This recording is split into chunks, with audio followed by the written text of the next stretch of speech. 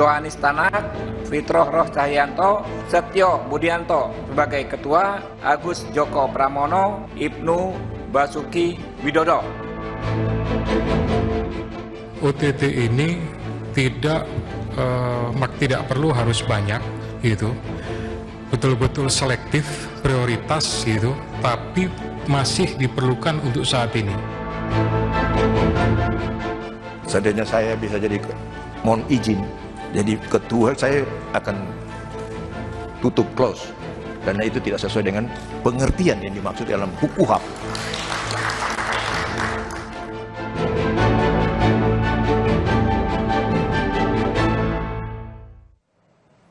Saudara, Komisi 3 DPR resmi memilih Komisaris Jenderal Polisi Setio Budianto sebagai Ketua KPK untuk periode 2024 hingga 2029.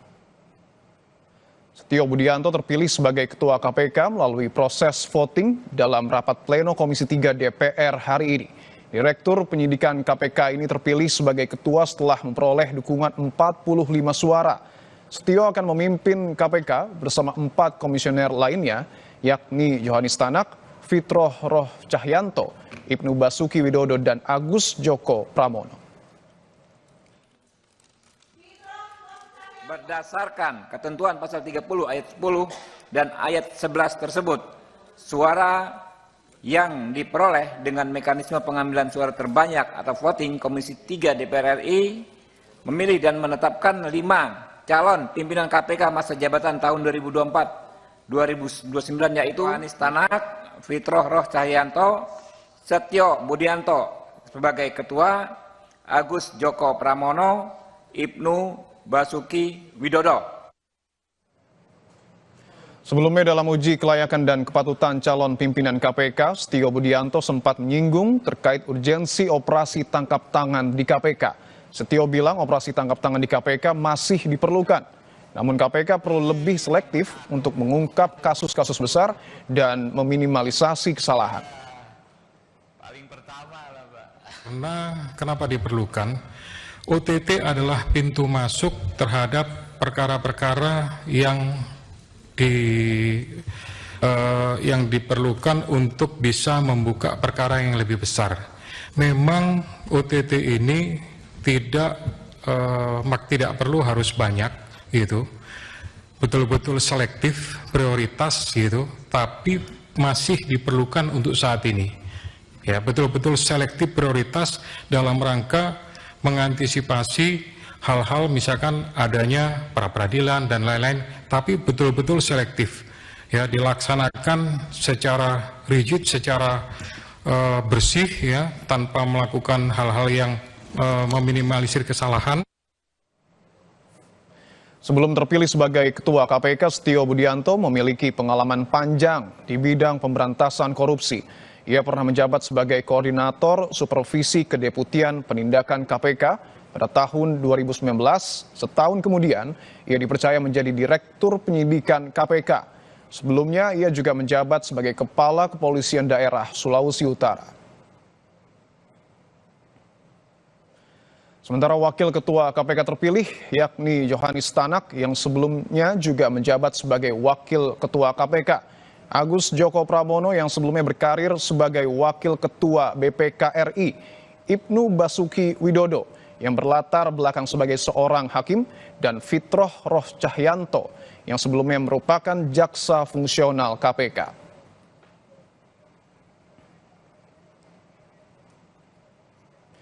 Sementara itu, peneliti Pusat Kajian Anti Korupsi Universitas Gadjah Mada, Yogyakarta atau PUKAD UGM, Zainur Rohman mengkritik sosok calon pimpinan KPK yang didominasi dari institusi penegak hukum dan tidak ada unsur dari masyarakat dan akademisi. Menurutnya, komposisi saat ini membuat pimpinan KPK tak bisa independen dan bergantung pada institusi lain. Akan sulit menurutnya pimpinan KPK saat ini mengusut kasus korupsi di institusi mereka. Komposisi 5 orang yang terdiri dari institusi penegak hukum dan auditor ini, maka kemungkinan KPK untuk dapat menangani korupsi di tempat asal institusi masing-masing pimpinan KPK terpilih ini kemudian akan menjadi dipertanyakan. Apakah mereka ini akan bersedia untuk melakukan penindakan perkara korupsi di institusi kepolisian, kejaksaan, kehakiman, maupun di BPK. Padahal kita tahu institusi penegak hukum dan juga institusi audit ini adalah institusi-institusi yang selama ini masih belum bebas dari korupsi.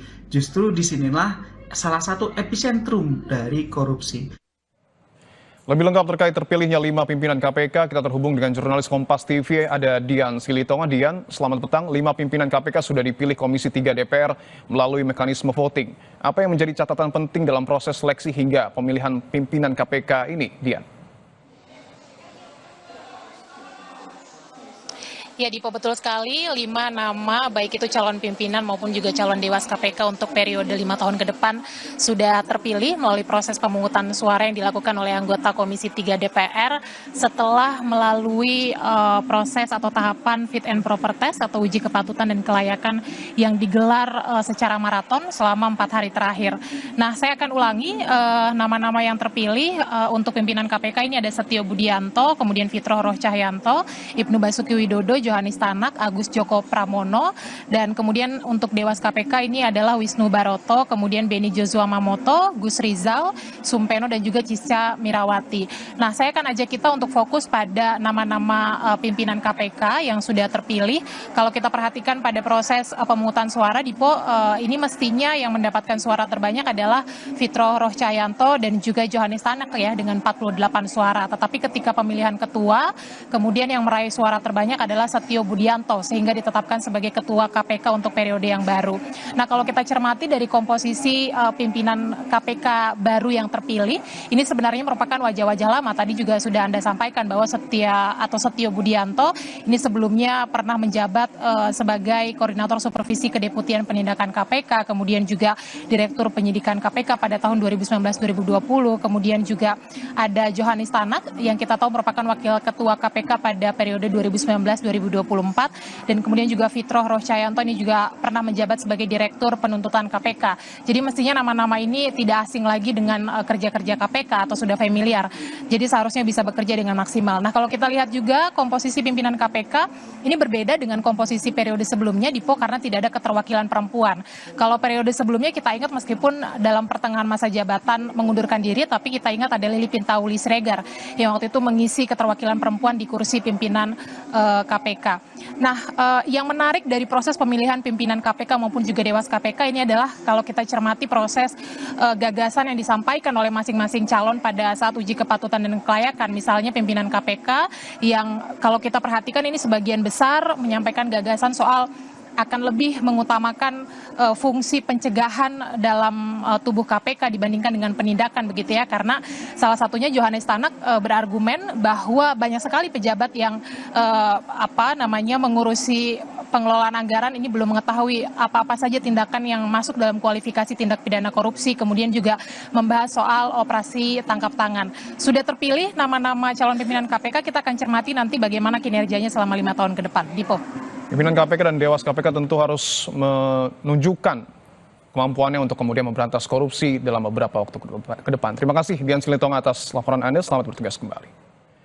Saudara, usai jeda, Kompas Petang akan kembali hadir dengan informasi rangkaian KTT G20 di Brasil. Presiden Prabowo Subianto melanjutkan kunjungannya ke Inggris.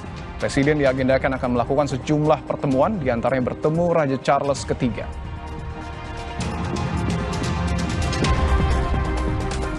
Ketua Umum PDI Perjuangan Megawati Soekarno Putri mengingatkan seluruh aparatur negara, mulai dari pejabat daerah hingga TNI dan Polri untuk bersikap netral di Pilkada 2024.